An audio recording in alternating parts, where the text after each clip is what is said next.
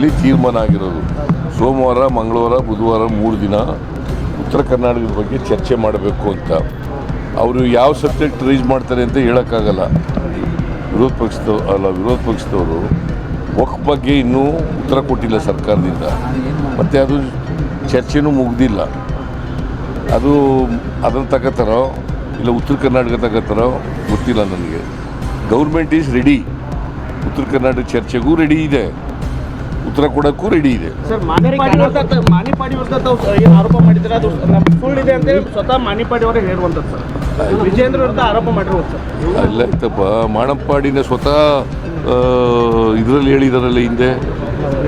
ಹಾಂ, ಮತ್ತೆ ಅದು ಏನು ಯಾವ್ದು ಸರಿ ಯಾವ್ದು ತಪ್ಪು? ಈಗ ಮೊದಲು ಹೇಳಿದವ್ರು ಯಾರು ರೀ? ಮಾಣಿಪಾಡಿ. ಅದ್ರ ಮೇಲೆ ತಾನೇ ನಾವು ರಿಯಾಕ್ಟ್ ಮಾಡಿರೋದು. ಹಾಂ, ಈಗ ಇಲ್ಲ ಅಂತಂದರೆ ಏನು ಮಾಡ್ಬೇಕು ಹೇಳಿ ನೀವೇ?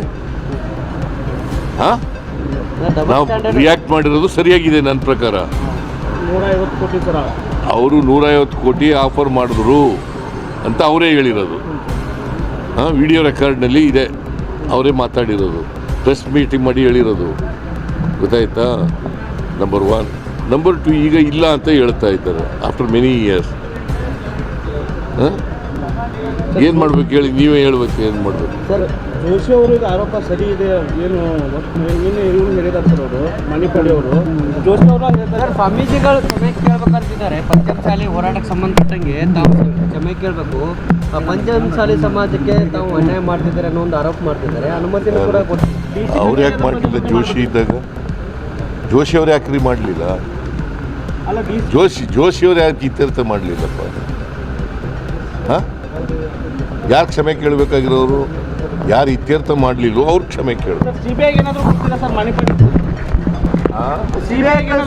ಇಲ್ಲಪ್ಪ, ಈಗ ಅವ್ರು ಹೇಳಿದ್ದಾರೆ, ನೋಡೋಣ. ಈಗ ಅದನ್ನು ಪ್ರಸ್ತಾಪ ಚರ್ಚೆ ಮಾಡಬೇಕು. ಮತ್ತಷ್ಟು ಸುದ್ದಿಗಳಿಗಾಗಿ ನೋಡ್ತಾ ಇರಿ ಪಬ್ಲಿಕ್ ನ್ಯೂಸ್ 24x7. ಇದು ಸತ್ಯದ ಧ್ವನಿ.